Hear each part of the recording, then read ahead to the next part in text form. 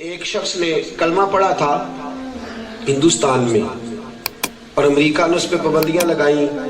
پھر وہ شخص امریکہ سے انگلینڈ چلا گیا, پھر لندن سے نکلوایا گیا, پھر وہ افریقہ چلا گیا اور پھر آخر میں وہ مسقط میں اس کا انتقال ہوا. پتہ اس نے کلمہ کس طرح پڑھا؟ اس شخص نے 3 جلدوں میں رسول پاک علیہ السلام کے اخلاق حسنہ پہ انگریزی میں کتاب لکھی تھی. اور پتہ ہے آپ کو مسلمان کیسے ہوا تھا؟ وہ آیا دلی کی جامع مسجد دیکھنے. وہ کہتا میں نقشے بناتا تھا, نقشہ نویس تھا, تو جو پرانی عمارتیں تھی پرانے مغلوں کے زمانوں کی بنی ہوئی ان کو میں دیکھتا دیکھتا یہاں آیا.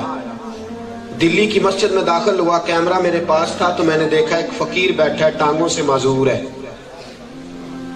اور وہ دلی کی مسجد کے دروازے پہ بھیک مانگ رہا ہے.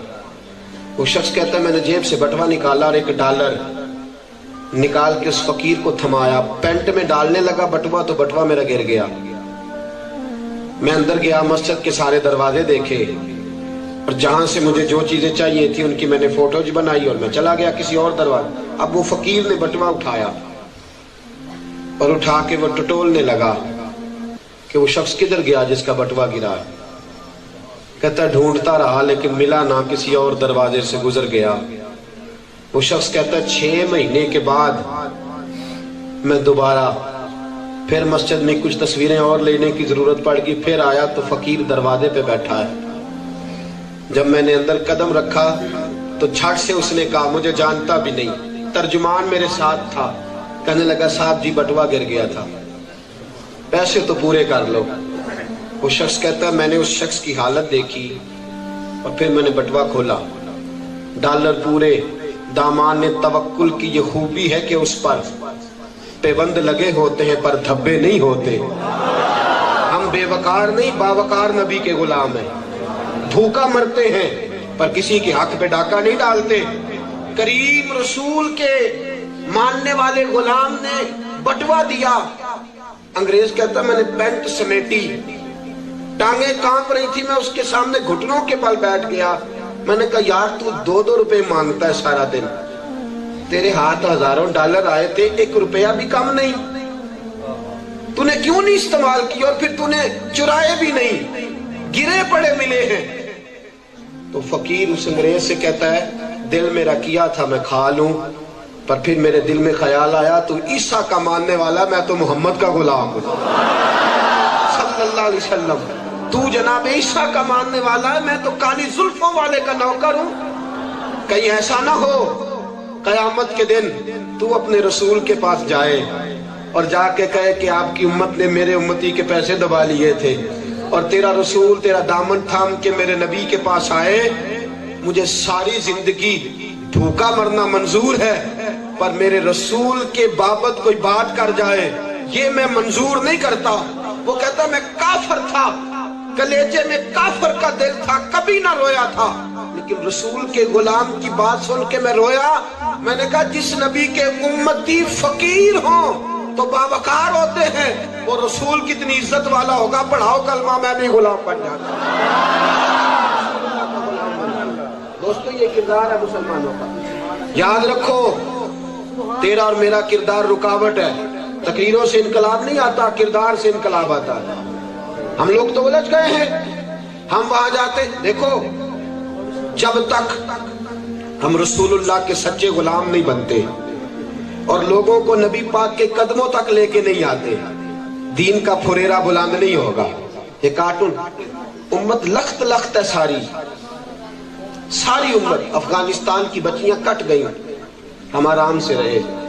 عراق کے لوگوں کے گلے پہ چلا کے نا انہوں نے بلیڈ, ان کے اندر پٹرول ڈال کے آگ لگائی, ہم خاموش رہے. دوستو لخت لخت امت. اے خاصہ اے خاصان رسول وقت دعا ہے, امت پہ تیری آ کے عجب وقت پڑا. گھسیٹ اپنا آپ, آ جا میرے رسول کے قدموں میں, آ جا, آ جا رسول پاک کی نوکری میں, آ جا, آ جا. لو سنو بات, جو قریب آیا. حضور نکلے ایک دن مدینے, نبی پاک نئے نئے آئے نا, ایک دن حضور نکلے, ایک بوڑھی اماں کھڑی ہے, گٹھڑی باندھی ہوئی ہے. اس کو بہت سارے محدثین نے لکھا ہے اسد الغابہ فی معرفت صحابہ, جو حالات صحابہ پر کتاب ہے اس میں بھی یہ حوالہ موجود ہے.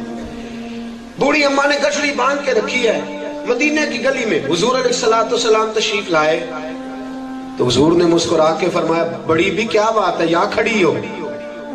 سادی عورت سادے لب و لہجے میں کہتی ہے میں نا مدینہ چھوڑ کے میکے جا رہی ہوں اپنے, یہ 2-3 کلومیٹر پہ میرے پیکے ہیں, میں جا رہی ہوں. پر میں کیا ہوا معاذ اللہ استغفر اللہ کہنے لگی مجھے پتہ چلا ہے مدینے میں کوئی جادوگر آ گیا ہے, جو اس کے پاس جاتا ہے اسی کا ہو جاتا ہے. پہلی نظریں لوٹ لے ماہی تیرے ہار شگاراں, تیرے قاتل نین تے ناگن زلفاں پئیاں مارن دوروں ہی ماراں, تے کسے نو کول نہ پھٹکن دیتا تیرے حسن دے پہرے داراں. او سجنا تو کلہ ہی نہیں ہے تے ہوئے نہیں قتل ہزاراں. نبی پاک صلی اللہ علیہ وسلم سے کہتی ہے حضور پتہ چلا جو ہو جاتا ہے, میں نے نہیں چھوڑنا باپ دادا کا دین. تو حضور نے فرمایا جاتی کیوں نہیں؟ توجہ ہے آپ کی یہاں کو بیٹھی ہے جاتی کیوں نہیں؟ کہنے لگی گٹھڑی وزنی ہے اٹھائی نہیں جاتی, پانڈ وزنی ہے کپڑے زیادہ اٹھائی نہیں جاتے. رسول پاک نے دست مبارک بڑھایا اور اٹھا کے نہ گٹھڑی میرے رسول نے کندھے پہ رکھی, فرمایا چل میں تجھے چھوڑاؤں. سودا لینے کے لیے بازار گئے ہم اور ہاتھ اس کے بکے جس کے خریدار گئے. رسول دیکھو نرخ بازار محبت کا انوکھا ہو گیا, خود خریداروں میں شامل آ کے مولا ہو گیا. حضور آگے آگے, تھوڑی دیر گزری تو حضور نے فرمایا تو آگے لگ جا, کدھر جانا ہے؟ بوڑھی اماں آگے آگے. مدینے سارا گزر گیا, صحرا گزر گیا, چھوٹا سا گاؤں آیا, وہاں کہنے لگی یہ میرا گھر ہے رکھ دے گٹھڑی. حضور نے گٹھڑی رکھی, نبی پاک نے رخ پھیرا تو کہنے لگی نام تو بتا. حضور نے فرمایا چھوڑ دے اماں تجھے تکلیف ہوگی. حضور نے کہتی ہے نہیں تو کسی بڑی ہی پاک ماں کا بیٹا لگتا ہے, تو نے کسی کریم کا دودھ پیا ہے, تو کسی اعلیٰ ہو. سلام تجھ پہ بھی آمنا, تیرے لال پہ بھی درود ہو, تیری گود کتنی عظیم ہے, ملا جس کو ماہ تمام ہے. کہنے لگی یہ دکھوں کا دور ہے, اپنے نہیں کام آتے, تو بیگانہ ہو کے گٹھڑیاں اٹھائے پھرتا ہے. یہ تو تکلیفوں کا زمانہ ہے, سگے نہیں اور تو بیگانہ ہو کے. تیرے انداز بھی بڑے میٹھے ہیں, تیرے رنگ ڈھنگ بڑے نرالے ہیں, سونیا بتا تو صحیح نام کیا ہے؟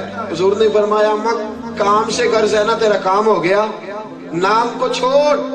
میرے رسول کریم صلی اللہ علیہ وسلم نے رخ پھیرا تو پیچھے بھاگی, کہنے لگی سونیا بتا تو صحیح, اتنے تیرے میٹھے بول ہیں میں گرویدہ ہو گئی.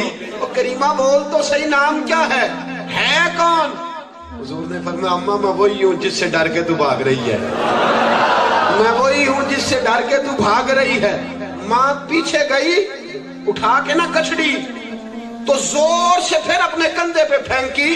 کہنے لگی میں بھی بڑی پاگل ہوں, اپنی بولی نہ بولوں پنجاب کی. کہنے لگی ممی شدینیاں میں بڑی پاگل ہوں, کس سے ڈر کے بھاگ رہی ہوں؟ قسم خدا کی اگر تو جادوگر ہے تو چلا مجھ پہ جادو, میں بھی تیری زلفوں کی اسیر ہو گئی ہوں, تیرے مکھڑے کی دیوانی ہو گئی ہوں, تیری نوکرانی ہو گئی ہوں.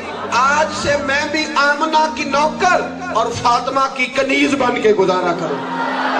میں بھی آج سے پوری نوکری کروں گی. میرے کریم رسول جو قدموں کے قریب آیا وہ ہو گیا. ہم رہتے ہیں نا یورپ میں, کبھی کسی کو حضور کی کوئی بات سنائی ہے وہاں؟ ہمیں خود نہیں آتی, پڑھتے ہی نہیں ہم, اور ہیں ہم سمجھدار. سیاست ہمیں ساری آتی ہے, ناراض نہ ہو جائیے گا, پر اگر آپ ہو بھی گئے تو مجھے کوئی